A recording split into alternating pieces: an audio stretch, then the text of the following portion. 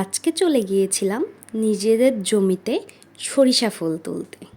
অনেক বেশি কষ্ট হচ্ছিল, কিন্তু কি করব বলেন, অনেক ইচ্ছা করছিল যে সরিষা ফুলের বড়া খাবো, যার জন্য নিজের হাতে কিছু ফুল তুলে নিয়ে আসলাম।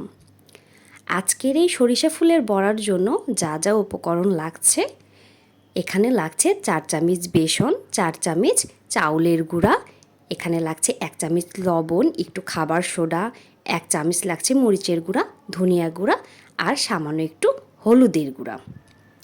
আমরা এগুলো এখন একটা পাত্রে নিয়ে মিক্সড করে নিব। এক এক করে সব দিয়ে দিব।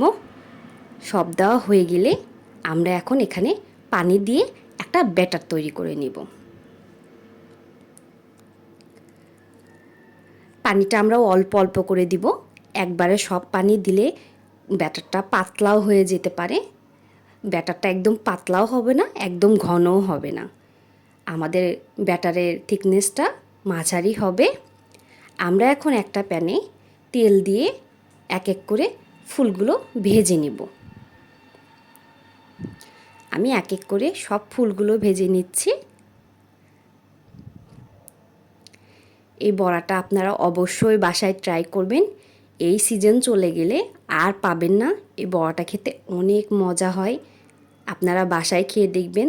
যাদের নিজস্ব জমি আছে তাদের তো কোনো কথাই নাই, তারা একবার হলেও তুলে খেয়ে দেখবেন কি মজা। সবাইকে আবারও ধন্যবাদ। আসসালামু আলাইকুম।